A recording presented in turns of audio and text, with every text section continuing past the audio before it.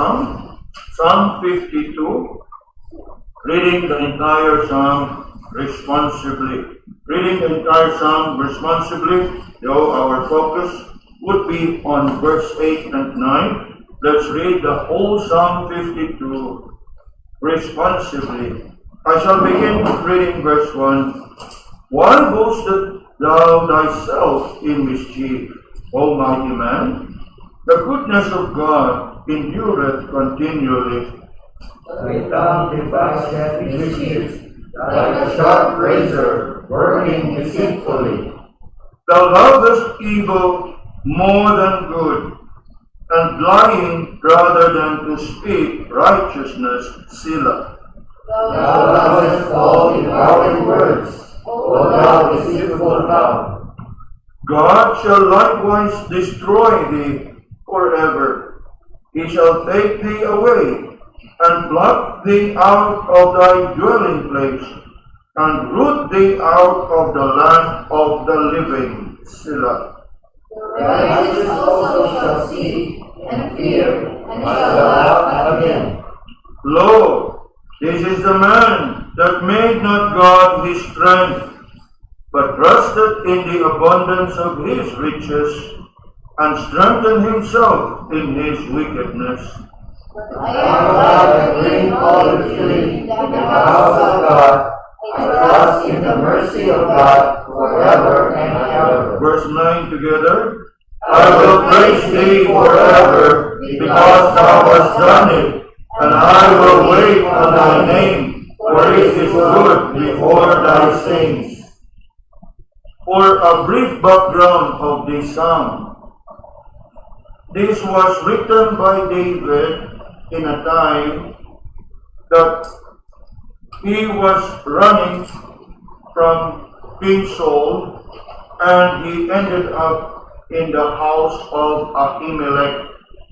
If you happen to have a Bible that contains a superscription, that is what you read, no? Right under Psalm 52, if your Bibles have a superscription, you would find in there, to the chief musician, Maskil, a psalm of David, when Doeg the Edomite came and told Saul and said unto him, David is come to the house of Ahimelech.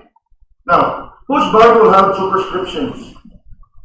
Now, that helps. It's not part of the inspired word, but it helps us to establish the background of the psalm. Okay?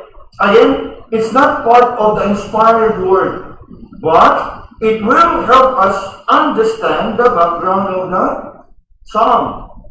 And actually, the background of the psalm would bring us to 1 Samuel chapter 21 and chapter 22. And what about 1 Samuel 21 and 22? There you would find about this man, Doeg the Edomite. And who is this Doeg the Edomite? In today's language, in our language, this Doeg is one that is what we call sip-sip na to kang King Saul. Nga, every time na siya'y kasayuran, may tungod kang David, iya hagyod nga pahibaw kong si King Saul, bisan ugwa mangutana ang hari. Ingon na siya ka assertive that he would indeed make an update. Now, obviously, you know how it is like when somebody have that kind of personality, nga diin, ganahan na din mo sulsul, ganahan na din mo tila, for personal purposes. He want to gain the king's favor. And because he wanted to gain the king's favor, he know very well that King Saul was so mad and jealous at David. And so, wherever he would hear and whenever he would hear anything from David, he will straight away go until the king. So you can just imagine, o sa atua pa na rin din, labaw pa ni siya chismoso, labaw pa ni siya sa kanang sip-sip, na sige ka siya o sultog, sulti, sulsul, nagto sa mong ari. Perhaps, pwede niya na masagulan o intriga, pwede niya masagulan o mga limbong, basta lang yun nga madaot si David na to kang king, soul. And that is the background of this psalm. And why do I bring this to your attention? Because it helps a lot to better understand the psalm. Okay? And lo and behold, look at what David here said. So, with that background, iya habang gipamalandungan ang kinabuhi ni Doeg. Iya ang gipamalandungan ang binuhatan ni Doeg. Doeg the what? The who? The Edomite. Now, Edomite simply means he is not of the tribe and the stock of Israel, but he is from the land of Edom. No? An Edomite. Now, looking at verse 1, notice here that David said, "Why boastest thou thyself in mischief, O mighty man?" Nga naman, niining tungura, David is helpless. He is helpless under the anger and jealousy of the king. He is powerless. He has nothing. He cannot defend himself. In fact, as you would know, even in those times that he could have killed King Saul, he doesn't want to touch the Lord's anointed. And so what he often do is he go away. He try to avoid the king. And knowing so well that the king was so mad at him that he would command all his armies to go and find David. And you can just imagine here, even his going to Ahimelech was made known to the king by this man called Doeg. And this man believed that by doing so, he would gain the king's favor. Not only that he would gain the king's favor, he would also feel proud and arrogant that he will be untouchable because he is close to the king. And that is why David here, talking about Doeg, he said, "Why boastest thou thyself in mischief, O mighty man?" Because people of this character would seem to feel that they are indeed great and mighty. Nakasandal sa pader, doon sa luwag, sukod sa hari. And that is what David is referring to here. "Why boastest thou thyself in mischief, O mighty man? The goodness of God endureth continually." What is David trying to tell us here? He is actually saying, inyo pa rin, pero ang kaayos Ginoo mo'y mulungtad. Okay? Inyo pa rin. Yes, you have your time. But you know what? It is the goodness of the Lord that will endure continually. Now, sa ato pa na, may araw ka rin. Inyo pa rin. Kamu pa'y pabor. Wicked, mighty men, the proud and the arrogant. But, let me tell you, the goodness of the Lord will endure continually or forever. So, David here is actually thinking about all that this man Doeg was doing. He's so mad, in a sense. He was so disappointed, yes. But, in the midst of it all, he resorted to writing and composing the psalm. And look at how he described here. Yes, David wrote this psalm with Doeg in mind, but what he is actually writing here about Doeg is true to every natural, unregenerate, unconverted man. Now, notice with me how he described Doeg and how the description of Doeg also fits the description of a natural, unregenerate, unconverted man. Verse 1, he said here, "Why boastest thou thyself in mischief?" Notice the word boasted. The word boasting is very much related to what? Pride and arrogance. And isn't it true? People today would boast in all their evil ways. Mapasigarbohon, ang bugiro kayo sa tanan nilang mga daotang gawi. As I have said, David may have Doeg in mind when he wrote this, but his description of Doeg fits well with the description of every natural, unregenerate, unconverted man. Now, ito pagkitanaw. Because, like Doeg, any unconverted, unregenerate man is a wicked man, full of mischief. They are so proud of themselves in all their evil ways. O dili ba naman makita natin verse 1? Why boastest thou thyself in mischief? And you look at the word, oh, mighty man. You know, the proud and arrogant would always have that high regard of themselves. They would boast. They would have that high regard of themselves, believing that they are great and they are mighty.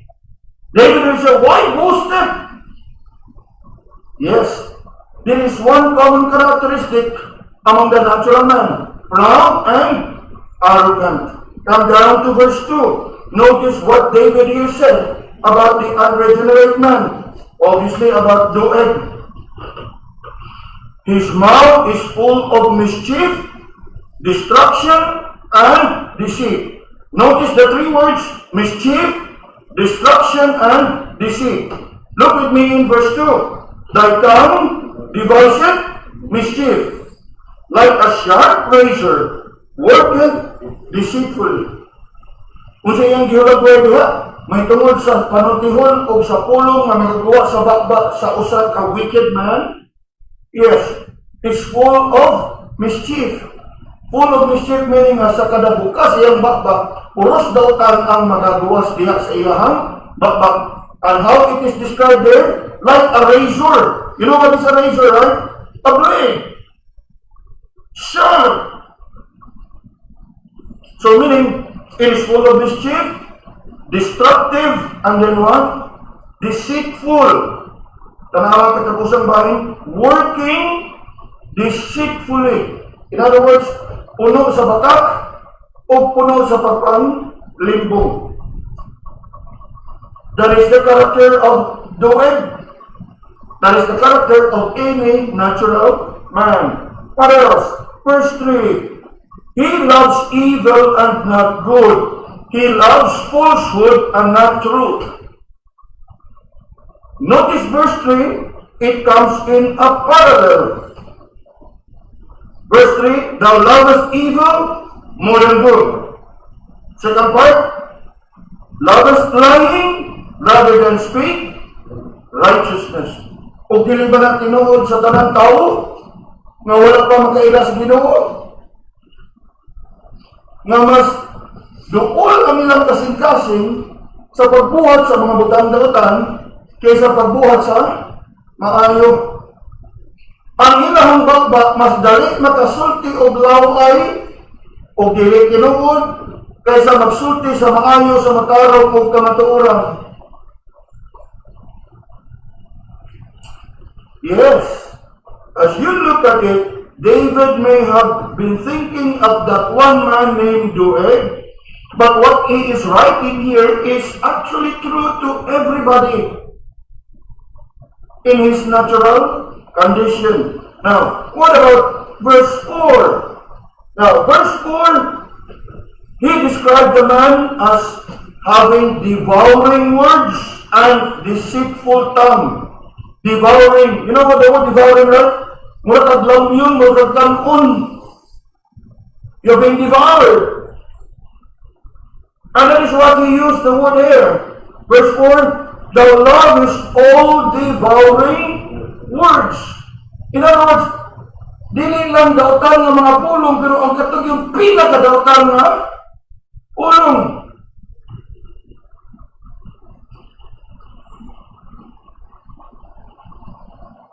And then, the second half says, thou lovest all devouring words. O thou deceitful tongue. So maghatag na natog kasayuran. We don't have the time to study 1 Samuel 21 and 22. Maghatag na natog kasayuran na mauni kinaiya ni Duig. Nga grabe yun niyang tila o sip-sip na to sa hari. Nga gigamit na niyang pwede na magamit to paint a bad picture sa pagdakot ng David na to sa hari. Full of mischief, destruction, deceit, devouring words. Kung yan, dili ba na tinuod sa ato ang panahon karon? Na ang mga tao, when he is consumed by envy and jealousy, he will do everything that he can to paint a bad picture of the person. Tumuan ng istorya, intriga. Yes. It is just amazing how man can cook up and make stories just to accomplish and achieve their selfish desires and ambitions.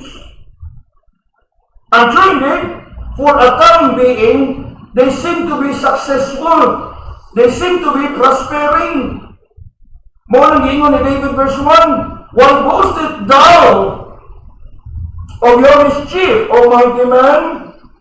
Ingon na si Kadorbahin, the goodness of the Lord endureth forever. Ayaw palabi, brad.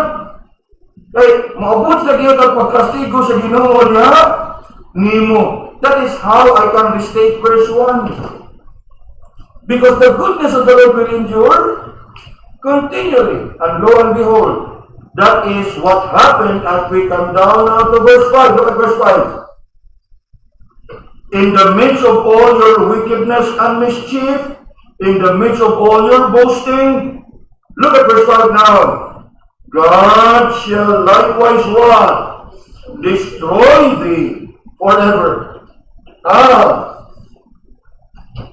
You enjoy success for a moment, but the Lord will destroy you forever.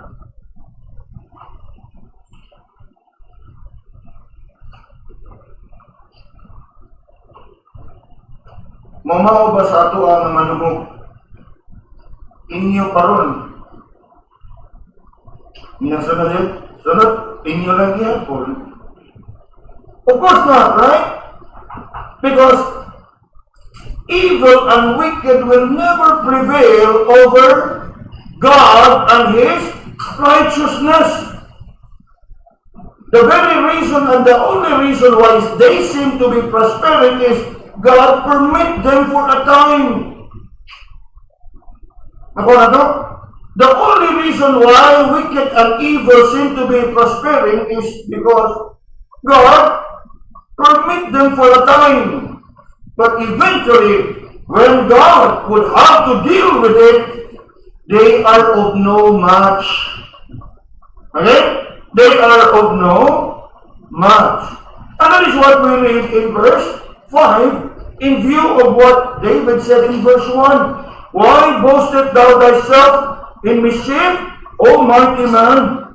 The goodness of God endureth continually. And yet, kung inong lagtaon, beginning verse 1, 2, 3, and 4, nagpasulabi, di ba? Nagpasulabi yun. The wicked man, nagpasulabi sa iyahang kadautan, nagpasulabi sa iyahang kahiwian, nagpasulabi sa iyahang pagkalimbungan, nagpasulabi sa tanan niyang mga dautang binuhatan. Yet, did it last forever? Obviously no. Nga naman, it is the goodness of the Lord that will endure forever. And so we read in verse 5, kung sa'y mapaabot sa mga wicked men, God shall likewise destroy thee forever. We are looking at Psalm 52. God shall likewise destroy thee forever. Now, look on, still in verse 5. He shall take thee away and pluck thee out of thy dwelling place. What is that all about? Eviction, isn't it? Eviction. You'll be evicted. What else? And root thee out of the land of the living. What is that? You will not just be evicted, but you will also be uprooted. Evicted is an imagery about being removed forcefully from your place of residence. Evicted is forceful removal from your shelter or from your own house. Then, the next, you'll be what? Rooted. Look at the last part of verse 5. Rooted thee out of the land of the living. The idea there is being uprooted. Nga ang usa ka tanom, nga buhay unta, giibot. And what happens kung ang tanom ito? A picture of dying and death. And that is what indeed verse 5 is telling us. The Lord is going to destroy you, O wicked man. You will not last forever. So you don't be proud. You don't be arrogant. Remember what David said in verse 1? Why boasted thou, O mighty man?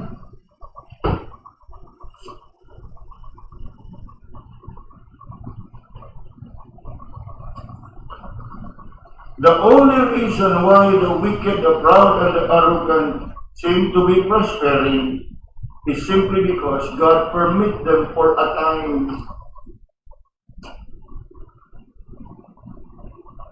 But once God's purposes have been accomplished, it will be God Himself that would deal with them. And that is what David is telling us here. As far as David is concerned, Doeg, I don't have to deal with you. It will be the Lord who will deal with you. Remember what the Lord said? Avenge not yourselves, or what? Vengeance is mine. Look at verse 5. Verse 5 never says, may araw ka rin. Release back ako. David never say that, right? What did he say? God! What would God do upon the wicked? Shall likewise destroy thee forever, and shall take thee away, and pluck thee out of thy dwelling place. So there is a what? Removing, evicting, and then what? Uprooting. Look at the last part. And root thee out of the land of the living. What is it all about? It's not just about destroying the wicked. It's actually about death. You'll be taken away from the land of the living. And who will do that? Not David.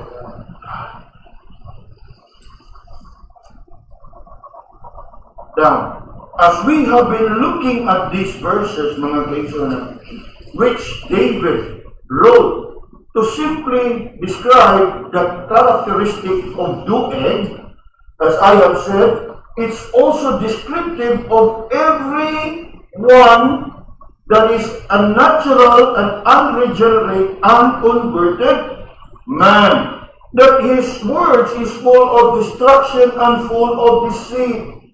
That every time he opens his mouth, it always brings and speaks about falsehood. He would love evil more than good. He would love falsehood more than truth. And even when they would speak the truth, they would speak with wrong motive.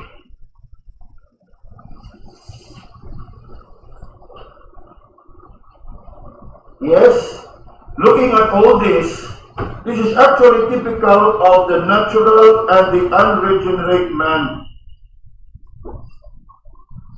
O kung sa ilang mapaabot gikan sa Ginoo, destruction.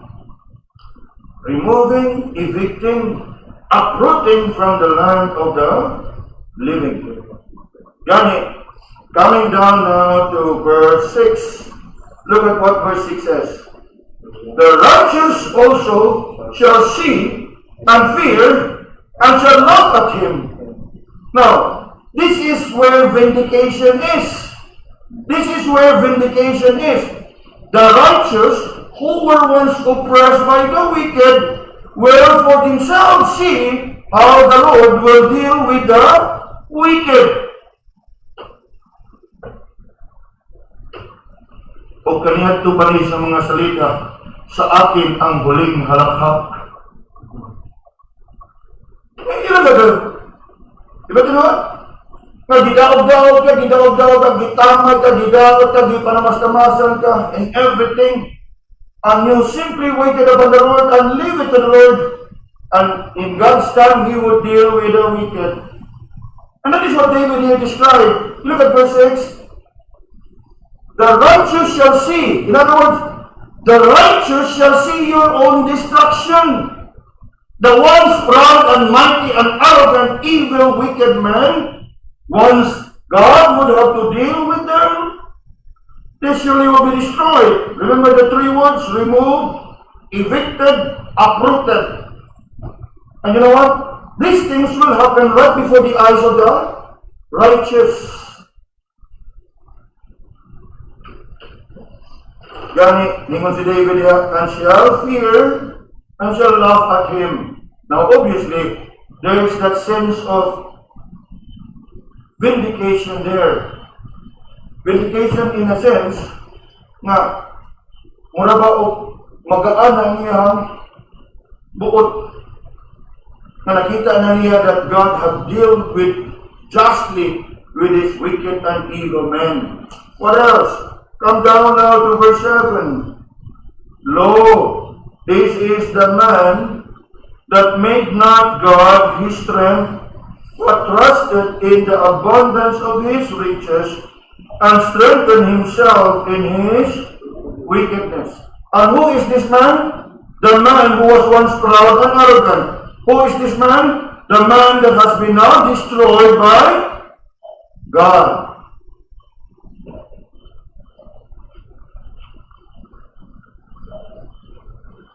Oh, how they have fallen. Coming down to verse 8 and verse 9. I want us to notice the first word in verse 8, but. So there's a change of thought.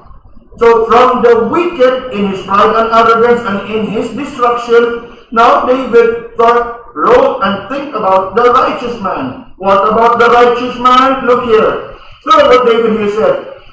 But I am like a green olive tree in the house of God. Remember in verse 5, what will God do to the wicked? He will what? Destroy thee forever, shall take thee away, blot thee out of thy dwelling place, and root thee out of the land of the living. That is what God will do to the wicked. But what about him? What about him? Notice how he described himself in verse 8. But I am like a green olive tree in the house of God. Now, you talk about olive tree, it is a common plant in Israel. All over Israel, you would find olive tree. One of the main produce of Israel is olive oil. In the Garden of Gethsemane, it's all olive trees. And these olive trees can live and survive for years. What else about olive tree? Olive tree is oftentimes used in the Bible to refer to Israel. Romans 11, Paul described Israel as the natural olive tree. The Gentiles, wild olive tree. Oftentimes in the Psalms, you also would find olive tree. Because it's a symbol of prosperity and abundance.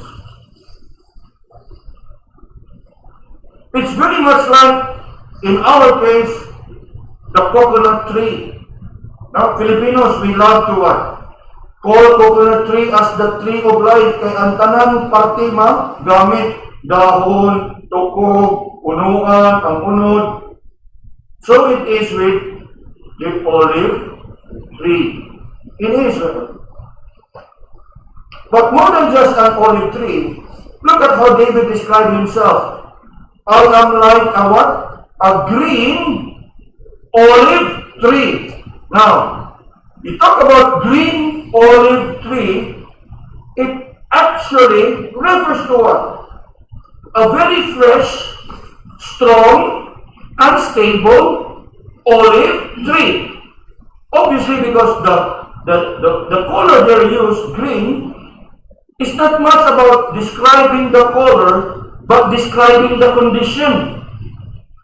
When a tree is green, simply means it is strong. Walay laya.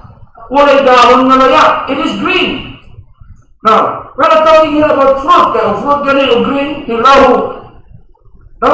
We're talking here about the freshness and the strength and the stability of the tree. And that is what David described himself. So in comparison with the wicked, what happened now to the wicked? They have been plucked out. They have been uprooted. Look at verse 5. That is what happened, right? They have been plucked out. They have been uprooted. Look again. Verse 5. God likewise destroyed thee. He shall take thee away. Blot thee out of thy dwelling place. And root thee out of the land of the living. Now, in contrast, what happens to David? Nagitamay, gidaot, falsely accused, malign, the object and subject of jealousy and envy. What is his condition about? Like a green olive tree. It describes the security. It describes the stability. It describes the strength of the tree. Green, olive, tree. And you know, mga kaibigan, notice further. You may be wondering, what makes him like a green olive tree? Mas ato ang ilantawan, a symbol of strength, security, and stability. What makes him like a green olive tree? You know, mga kaibigan, it's not about him. It's all about being in the presence of God. Nga naman, tanaw pag-ayo in verse 8, where does this olive tree found? Asa nakita? In the house of God. Remember David, one thing have I desired of the Lord, that will I seek after, that I may dwell where? In the house of the Lord. Nga alam kang David, you can do whatever you want against me. You can malign me. You can do whatever you want. You can accuse me falsely. But I choose to stick it out with the Lord. And therefore what happened? He put his trust and confidence in the Lord and leave it to the Lord to deal with his enemies. So, balik kas Tagalog, kang kinsa ang huling halakhak.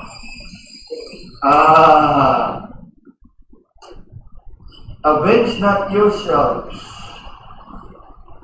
Vengeance is mine, saith.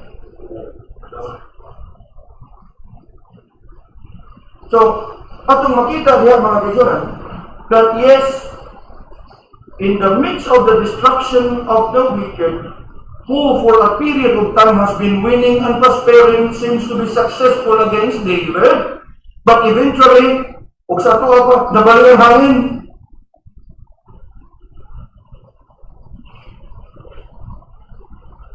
The Lord destroyed the wicked. But what about the righteous? the righteous remain. The righteous remain. Not only that the righteous remain, he is like a green olive tree. Now, in other words, presko, untouchable. Dilingon nga, nabuhay ito, pero kagidwal na. He is described as a green olive tree.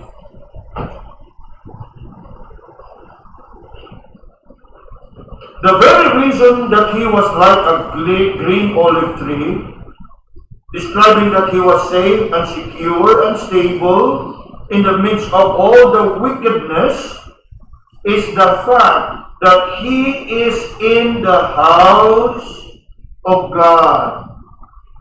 He is in the very presence of God. You know, mga kaibigan, siguro alam ka na ito, umutana ka karon. Asam na ito, masiguro, pastor, o nangatas presensya sa Ginoo. You don't have to go and find. If you choose to do the right thing, if you choose to do what God's word says, if you choose to pursue God's will, you are actually in the presence of the Lord.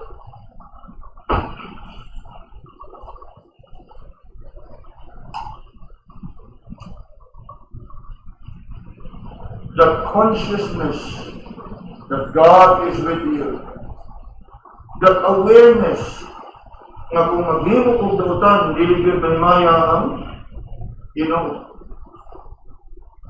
God to you is the presence of God. Nga naman, kaysa imuhang pagpili sa pagbuhat sa maayo, nahimo na nimo nga pilion ang pagbuhat ng maayo kay conscious ka nga naa ang Ginoo. The goodness of the Lord endureth continually. Gani mga kaibigan, David can attest that he is like an olive tree in the house of God because of these three things that you will find in verse 8 and verse 9. Una, David trusts in the Lord. David trusts in the Lord. Taliwa sa tanan nga gihimo sa iyang mga kaway diha kaniya. This is what David said in verse 8, the second part of it. I trust in the mercy of God forever and ever. I trust. In other words, wa siyang mabaraka o kung siya'y gitimo sa iyang mga kaaway diha kaniya, iyang gibutang ang iyang pagsalit sa Ginoo. Tawhanon nato nga mga pangagpas kung naatay na sayra o naibawan nga tao nga naay tinguha daw tang tinguha nato, what do? We plan and think of what way we can what? Deal with him. But not David. He chose to trust in the Lord. He chose to trust in the Lord. And what is it like to trust in the Lord, mga kaibigan? Yes, we often say this, we often hear this, but what is it like to really trust in the Lord?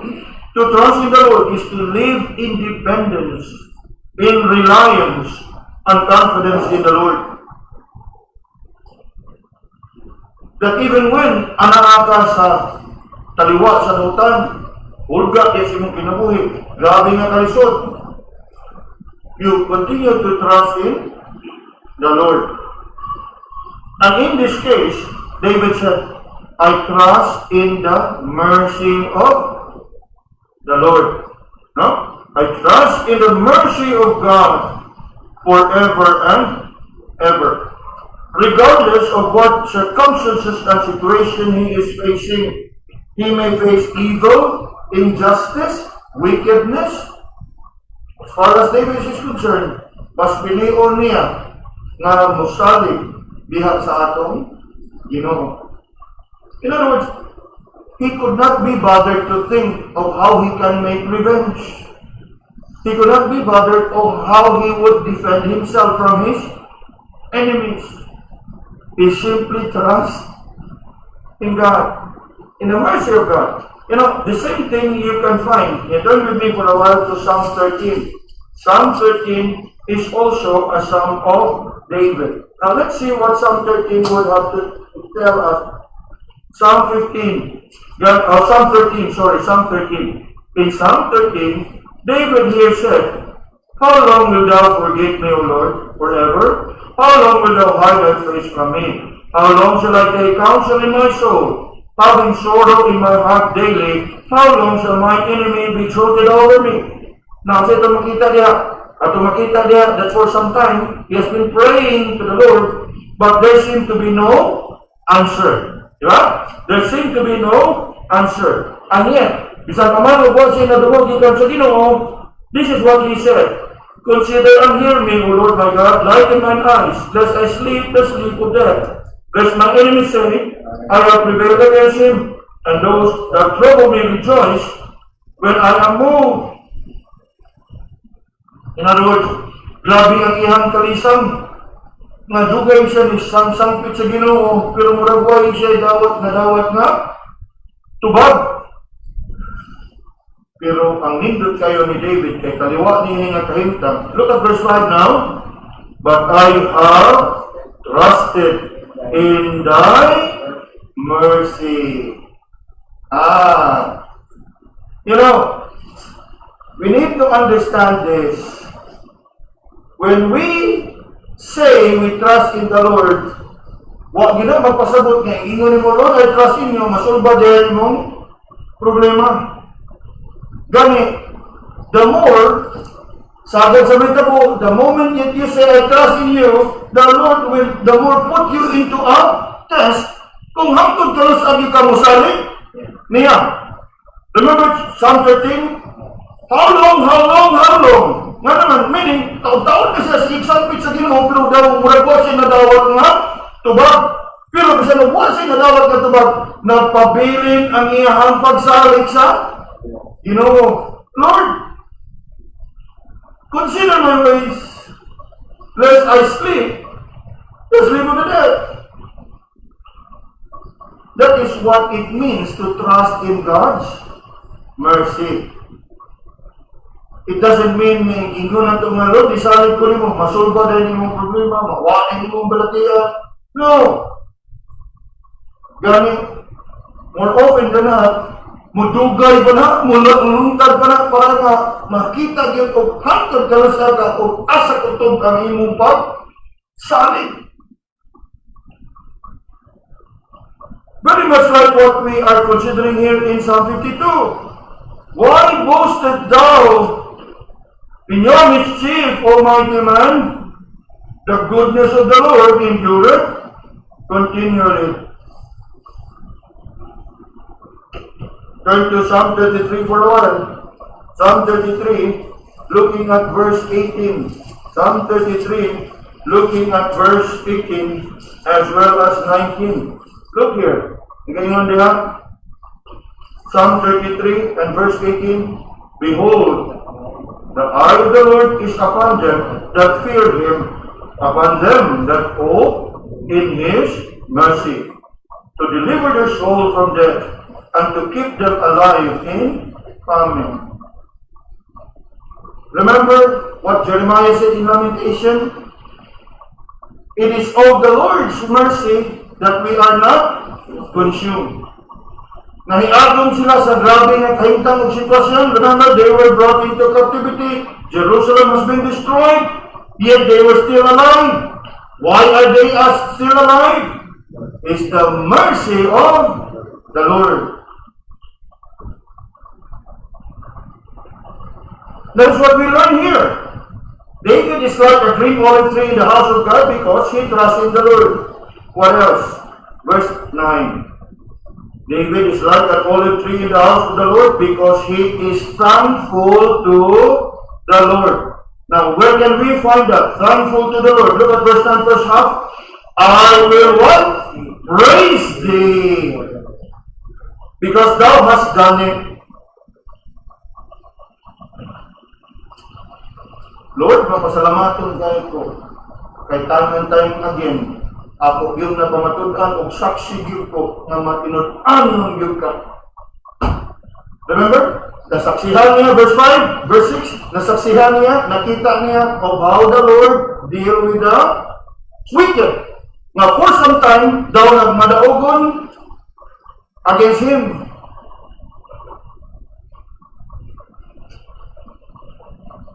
Yes. Trusting the Lord is one thing, thanking the Lord is another. Ang problema kanunay sa tao kay Lord, sari kay kunin mo.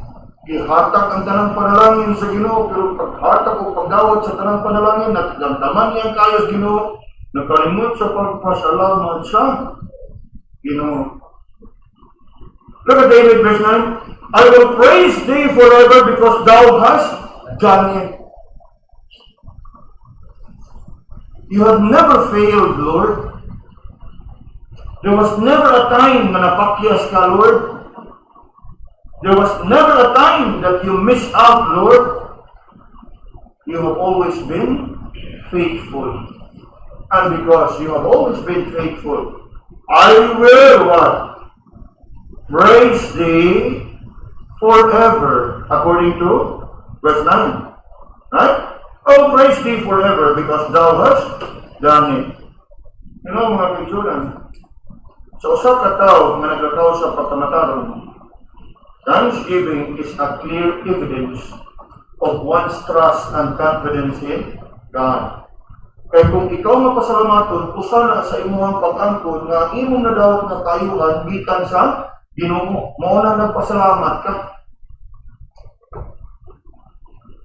It is something that you don't deserve and yet you receive it. It is something that you never can do and accomplish on your own and yet you experience it. Why is it that you have enjoyed and experienced it? Because of the mercy of the Lord. We often say about the mercy of the Lord is what? Not getting what we deserve. Why are we still alive? The mercy of. And because it is of the mercy of the Lord, we ought to be thanking Him and what? Praising Him. How long? Forever. As long as there is life. As long as there is breath. We ought to be praising the Lord. Ganit mga kaigsunan, as we reflect upon the mercy of the Lord, we cannot help but notice also His compassion, His mercy, and His faithfulness. Remember the very familiar passage from Lamentation 3:22 and 23? It is of the mercy of the Lord that we are not consumed. His compassion fail not. They are new every morning. Great is thy faithfulness. And so we love to sing, right? Morning by morning, your mercy. Yes, you trust in His mercy, you ought to praise Him forever.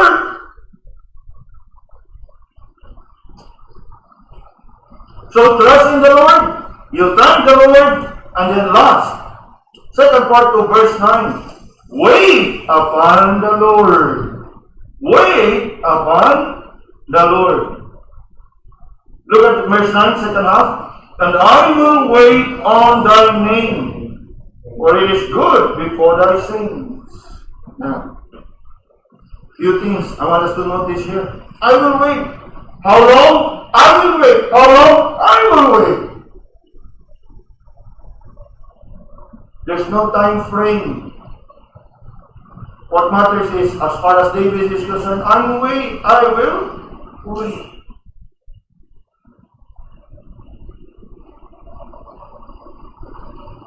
A trusting and thankful heart like David is the one that is able to wait, and patiently wait, and perseveringly wait. Nga naman, because he trusts in the Lord. You know, human as we are, kung naartay kasabot nga mag-abot anang orasa anang dapita, Unya, naitabo nga ikay na una, unya, ang imong kasabot, huwag pa moabot. If you don't trust Him that much, perhaps sa mga milabay na panahon, marag Indian ba kuha niya sa una, tagaan ko lang 30 minutos, pakuman, sa kaoras, alin na kong kahuat. Nga naman, because you have previous experience. True? Pero kung ang imong ikasabot, siguro yun ka, o nagsalig yun ka, na masaligan yun ka tawana, knowing His character, bisag og nalangan, you will patiently wait, and you will even comfort yourself, basig nalangan lang, basig na ay nasangitan, pero kampante ka gyapon nga moabot gyapon diha sa inyong sabot. Nga naman, because you trust the person. Now what about this? You are waiting upon the Lord, and time again we know that God is faithful. Can you not wait? O ikaw lang, pabuton di ka, I will wait. Willing to wait, willing. You know, nowadays, mukhaon ka sa mga kananan, huwag na kayo order. Dapat may mga tao customer, sir, are you willing to wait? Willing to wait? Malikod. Yung after ng 20 minutos ko, ito yung nandiyan. Huwag kaya ako tao nga nahukas sa misa. Dito sa pungko-pungko, huwag yung wait. Mabito na struggle karon sa mga kananan. Anong mga tutaro sa mga kananan? Uy! Sir, nga pa may mga okupado ng kananan sa misa? Willing to wait? Okay, willing to wait. Muna, kapatay mo nga di kananan doon ay maliguran ng gawas. Lingkod ka. Ito yung gantiyan. Away ang ending. May wait at pungko. Ako. But if it is the Lord that you are waiting, I'm sure you will be, and you will be waiting willingly, patiently.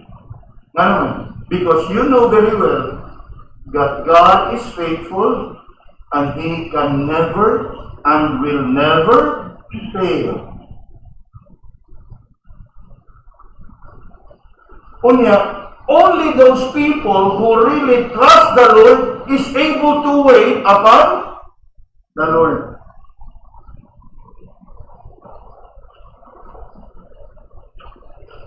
Kung mao ka na nga si David, iyahang gilahutan ang tanan, iyahang giagwanta ang tanan, he never take matters into his own hands, wa siya mahimog iyahang kagalingong lakang nga makabalos o makapanimalos. He simply trusted the Lord and waited upon the Lord, and indeed, he witnessed how God dealt and destroyed his enemies without him moving one of his arm or finger even. And that is something that we all must learn. If you want to be like David, like a green olive tree planted in the house of the Lord, learn these three things. Trust in the Lord, be thankful to the Lord, and wait upon the Lord. Now, as we consider these things, wag ginang mag-ingon diha nga hapsay ug maayo ang dagan sa imong kinabuhi. Remember, David, nasa grabe nga sitwasyon, ang gipili niya nga mosalig sa Ginoo, mapasalamaton sa Ginoo, o magpaabot sa Ginoo. And lo and behold, as I have said a while ago, sa akin ang huling halaghang. And then of course, more than just saying that sa akin ang huling halaghang, all glory be unto God. All glory be unto God. And so with that, mga kaibigan, may we be comforted. Nga naman, I may not know what your situation is at this hour. I may not know what your circumstances be at maybe at this hour. But I know our God is able to see us through our difficult circumstances. We just have to what? Thank Him. We just have to trust Him. We just have to thank Him. We just have to what? Wait upon Him.